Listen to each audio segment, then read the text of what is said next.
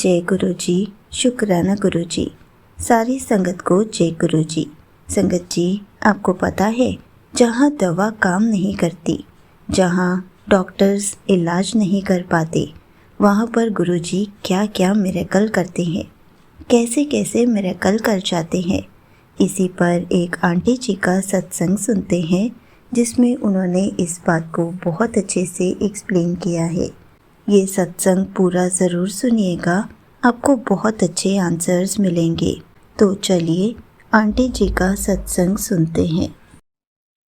जय गुरु जी। शुक्राना गुरु जी। मैं गुरु जी का सत्संग बोलने से पहले गुरु जी का मंत्र जाप करूंगी। ओम नमः शिवाय, शिव जी सदा सहाय। ओम नमः शिवाय, गुरु जी सदा सहाय। ओम नमः शिवाय, शिव जी सदा सहाय। ओम नमः शिवाय, गुरु जी सदा सहाय। संगत जी, गुरु जी ने मुझे हेल्थ ब्लेस करी। संगत जी, मेरे गले के नीचे चेस्ट में एक गांठ हो गई थी 1 महीने पहले, और वो एकदम से बहुत बड़ी हो गई थी और बहुत दर्द भी होती थी, जिसके कारण मैं सो भी नहीं पाती थी। एक दिन मैं शादी में गई थी अपनी मौसी के साथ। शादी एक लॉन में थी, वो बहुत बड़ा लॉन था। वहाँ मौसी खाना खा रही थी लॉन में, और मैं उनके साथ खड़ी हुई थी। अचानक से एक बटरफ्लाई उड़कर आई और मेरे हाथों पे बैठ गई। मैं शॉक्ड हो गई कि इतनी रात में 10 बजे ये बटरफ्लाई मेरे हाथों पे आके कैसे बैठ गई, इतने सारे लोगों के बीच में, भीड़ में। वो बटरफ्लाई 1 मिनट तक बैठी रही मेरे हाथों पे, और मेरी मौसी भी देख रही कि वो मेरे हाथों पे बैठी हुई है। और देखते देखते फिर वो 1 मिनट बाद उड़ के चली गई। फिर वो आई मेरे सर के ऊपर से, उसने एक राउंड लगाया, फिर वो मेरी साड़ी पे आकर बैठ गई। उसने मेरे शरीर का पूरा ऊपर से नीचे से राउंड लगाया, फिर वो मेरे साड़ी पे आकर बैठ गई और काफ़ी देर तक बैठी रही। मेरा ध्यान थोड़ा इधर उधर हुआ और अचानक से मैंने देखा कि वो साड़ी से गायब हो गई। मैंने गुरुजी को प्रणाम किया। जय गुरुजी, शुक्राना गुरुजी। मुझे बहुत खुशी हुई कि गुरुजी मुझे दर्शन देने आए थे, मेरा कोई कष्ट काटने आए थे। मुझे बहुत खुशी हुई थी। फिर उसके कुछ दिनों बाद मैंने अपनी डॉपलर वाली अल्ट्रासाउंड कराया था अपनी गांठ का, और फिर उसकी रिपोर्ट आई। जब रिपोर्ट आई तो रिपोर्ट देखकर तो दिमाग ख़राब हो गया। रिपोर्ट देखकर डॉक्टर ने बताया कि आपके इन्फेक्शन हो गया है गांठ में। गांठ ने एक फोड़े का आकार ले लिया है और उसमें पस भी पड़ गया है। उसको तुरंत ऑपरेशन करना होगा, नहीं तो आपके इन्फेक्शन हो जाएगा। बहुत इन्फेक्टेड पस है आपके फोड़े के अंदर। तो मैं बहुत डर गई, मेरे घर वाले डर गए। हमने कई डॉक्टर को दिखाया, चेंज किए डॉक्टर, कम से कम 5-6 डॉक्टर को। सब ने यही बोला कि ऑपरेशन करना पड़ेगा, इसमें पस जम गया है, वो भी बहुत इन्फेक्टेड। अगर ये फैल जाएगा तो मुझे टीबी भी हो सकती है।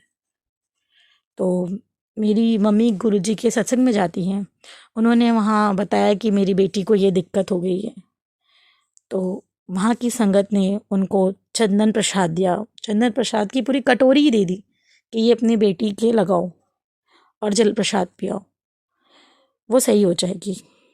तो मैंने चंदन प्रसाद लगाया और जल प्रसाद भी पिया, कम से कम 4-5 दिन। उसके बाद मैं रेडी हो गई ऑपरेशन कराने के लिए। बहुत डर के मैं हिम्मत कर कर हॉस्पिटल में गई। डॉक्टर ने बोला पहले कि मैं पहले चेक करूँगा अंदर पस है कि नहीं इंजेक्शन डालकर, तो तब ऑपरेशन करूँगा। तो डॉक्टर ने अंदर इंजेक्शन डाला मेरे फोड़े के अंदर, जो मेरे चेस्ट में है फोड़ा, बहुत बड़ा फोड़ा है। वो उन्होंने जब डाला सिरिंज तो एक बूंद भी पस नहीं निकला। उन्होंने राइट लेफ्ट ऊपर नीचे कई जगह से उन्होंने इंजेक्शन डाले, लेकिन पस की एक बूंद नहीं निकली। और मैं और मेरी मम्मी, मेरे साथ के जितने लोग वहाँ पे थे, मतलब डॉक्टर भी शॉक्ड थे कि इस रिपोर्ट में लिखा हुआ है कि पस है। तो वो कंफ्यूज हो गए, तो फिर वो लेकर गए अपने सीनियर के पास मुझे कि देखिए ये रिपोर्ट है और मैंने इंजेक्शन डाला तो पस नहीं निकला। तो उन्होंने कहा कि फिर ऑपरेशन की क्या ज़रूरत है, ये तो दवाई से भी सही हो जाएगा, जब पस नहीं है तो सुखा दिया जाएगा। मैं बहुत शॉक दी कि रिपोर्ट में तो आया था कि पस है, वो भी बहुत इन्फेक्टेड, बहुत ज़्यादा इन्फेक्टेड है। डॉक्टर ने ऐसे ही कह के डराया था। बहुत डर गई थी कि मुझे टीबी हो जाएगी, इतना इन्फेक्टेड है कि मेरे लंग्स में चला जाएगा। फिर उन्होंने कुछ टेस्टिंग्स लिखी, तो मैंने टेस्टिंग्स कराई टेस्टिंग्स कराने के बाद 2-4 दिन बाद जब टेस्टिंग्स कराई तो उस टेस्ट में निकला कि पस बन रहा है, अभी बना नहीं है। तो फिर उन्होंने एक एफएनएससी की जांच लिख दी कि देखो जो पस बन रहा है उसमें ये देखो कि वो पस किस बीमारी का है, क्या पता कैंसर या टीबी का तो नहीं। तो जब वो मैंने एफएनएससी का टेस्ट कराया तो हम बहुत डर रहे थे कि गुरुजी कैसा आएगा क्या आएगा। तो गुरुजी के मेरे पास मैसेज आ ही रहे थे कि पुत्र तू परेशान ना हो, मैंने तुझे ब्लेस कर दिया है, तेरी रिपोर्ट्स सारी नॉर्मल आएगी, मैं हूँ तेरे साथ।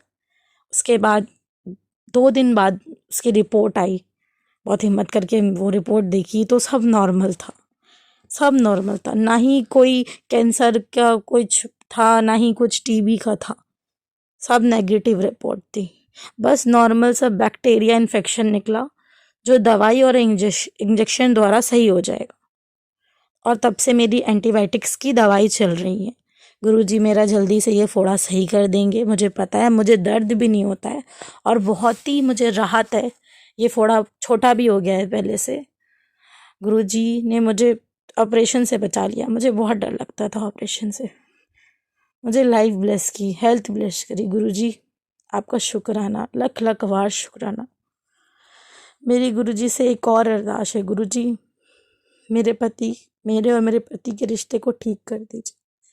मुझे मेरे पति का प्यार मिले और मेरी बेटी को उसके पिता का प्यार मिले। गुरुजी मेरे पति की बुद्धि को ठीक कीजिए, सद्बुद्धि दीजिए उन्हें एहसास दिलाइए कि उनको उनकी बेटी और उनकी बीवी की बहुत ज़रूरत है उनको और मुझे उनकी। जय गुरुजी, शुक्राना Guruji, thank you so much Guruji, love you Guruji, love you so much Guruji. ओम नमः शिवाय, शिवजी सदा सहाय।